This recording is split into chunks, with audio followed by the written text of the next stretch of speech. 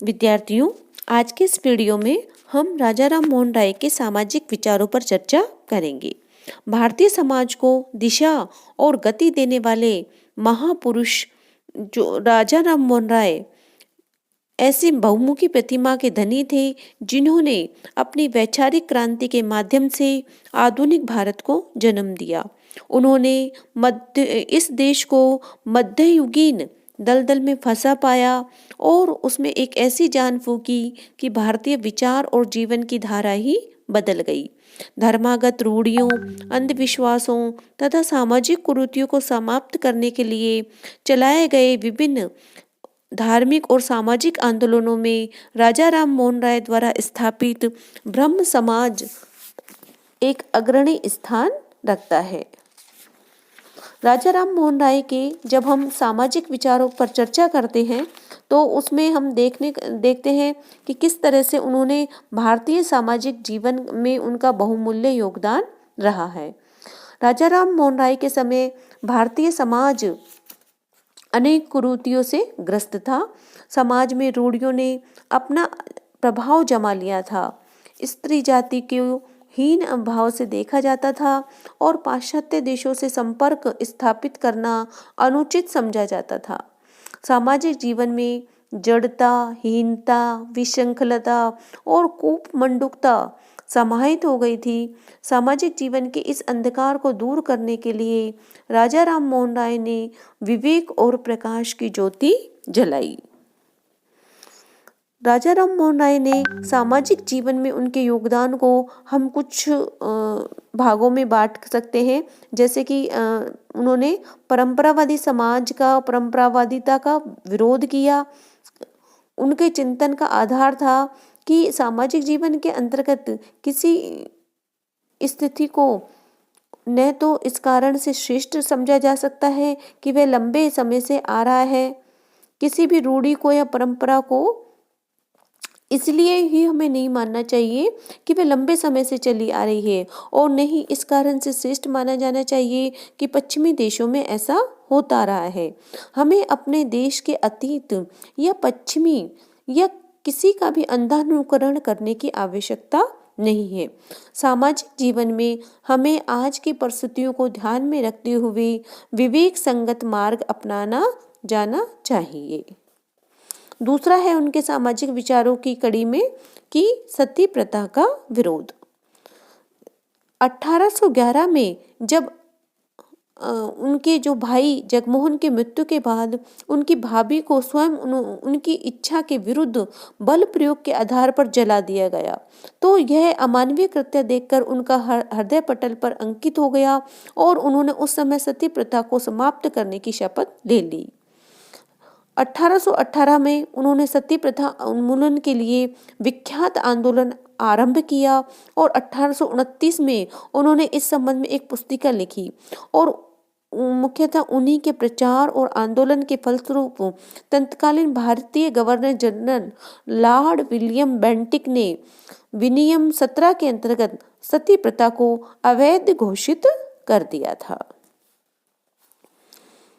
Next है नारी स्वतंत्रता और नारी अधिकार, नारी शिक्षा और नारी उद्धार के समर्थक।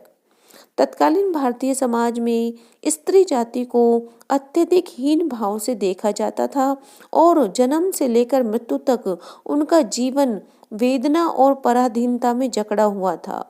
विवेक पुंज राजा राम मोहन राय ने इस सत्य को समझ लिया कि स्त्रियों की स्थिति में सुधार लाए बिना इस देश का कोई विकास संभव नहीं है। अतः उन्होंने स्त्रियों की दीनहीन स्थिति को समाप्त कर उन्हें स्वतंत्रता की दिशा में आगे बढ़ाने का निश्चय किया। उन्होंने यह मानने से इनकार कर दिया कि स्त्रियां पुरुषों की अपेक्षा मंदबुद्धि हैं। भारतीय इतिहास से उदाहरण देकर उन्होंने सिद्ध किया कि लीलावती, भानुमति, कर्नाट राजा एवं कालिदास की पत्नी तथा मैत्रेयी आदि नारियां प्रतिभा, विद्या और ज्ञान की साकार मूर्ति थी। उन्होंने स्पष्ट शब्दों में यह भी कहा कि यदि पुरुष और स्त्री दोनों के चरित्र का तुलनात्मक मूल्यांकन किया जाए तो आसानी से पता चल जाएगा कि स्त्रियां पुरुषों से अधिक ईमानदार और अधिक चरित्रवान हैं। अपनी इस विवेचना के आधार पर उन्होंने नारी स्वतंत्रता की न्याय संगतता का प्रतिपादन किया। राजा राम मोहन राय के समय हिंदू स्त्रियों को अपनी पति की संपत्ति में कोई अधिकार प्राप्त नहीं था। उन्होंने इस अन्यायपूर्ण स्थिति की कटु आलोचना की। उन्होंने 1822 ईस्वी में एक विद्वतापूर्ण लेख लिखा जिसका शीर्षक था modern encouragement of ancient right of females according to the Hindu law and inheritance, यानी हिंदू उत्तराधिकार विधि पर आधारित स्त्रियों के प्राचीन अधिकारों का आधुनिक अतिक्रमण। इस लेख में उन्होंने याज्ञवल्क्य, नारद, कात्यायन, विष्णु, बृहस्पति और व्यास आदि विद्वानों धर्मशास्त्रियों को उद्धृत करते हुए बताया है कि प्राचीन धर्मशास्त्रियों के अनुसार पति द्वारा छोड़ी गई संपत्ति में स्त्री को अपने पुत्र के बराबर भाग मिलता था और पुत्री को 1/4।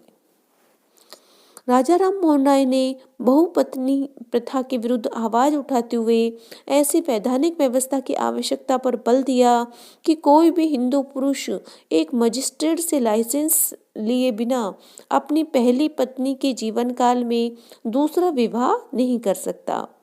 राजा राम मोहन राय का यह स्वप्न था कि बाल विधवाएं पुनर्विवाह करें और प्रौढ़ विधवाएं आत्मसम्मान का जीवन व्यतीत करने के लिए शिक्षित की जाएं।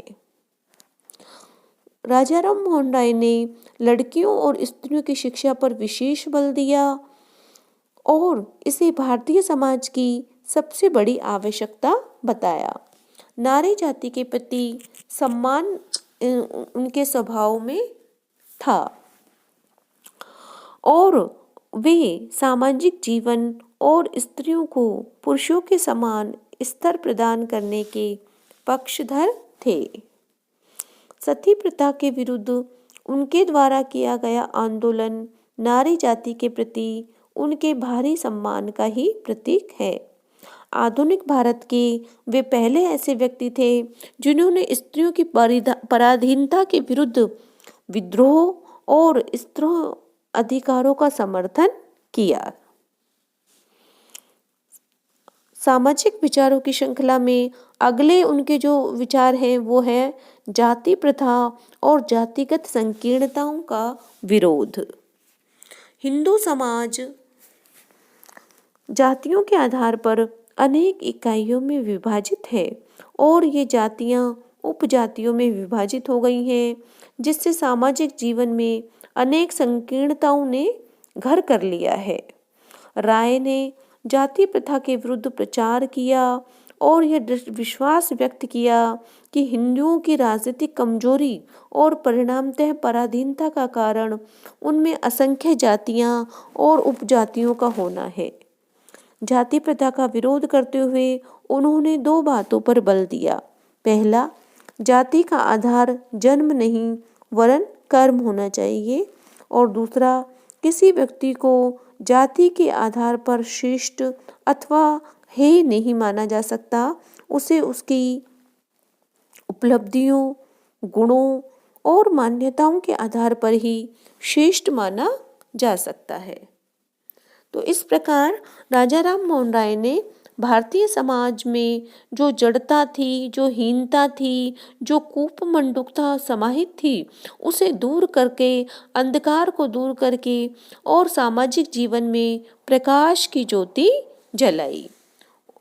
उनके इन्हीं विचारों के कारण उन्हें आधुनिक भारत का अग्रदूत कहा जाता है और वो उनके सामाजिक विचार आज भी पूरे हमारे देश समाज के लिए प्रासंगिक बने हुए हैं। वस्तुतः जो राजा राम मोहन राय थे वो एक युग दृष्टा थे, दूरदर्शी व्यक्ति थे और उन्होंने भारतीय समाज में नारी जाति का उत्थान के लिए जो आंदोलन चलाए, जो उन्होंने शिक्षा का समर्थन कर और परंपराओं का विरोध किया, वो देश काल के लिए प्रासंगिक बने हुए हैं। तो इस प्रकार आज हमने राजा राम मोहन राय के जो सामाजिक विचारों पर चर्चा करी और उसके बारे में विस्तार से वर्णन किया है। आज के इस वीडियो में हम इतनी ही चर्चा करेंगे। धन्यवाद।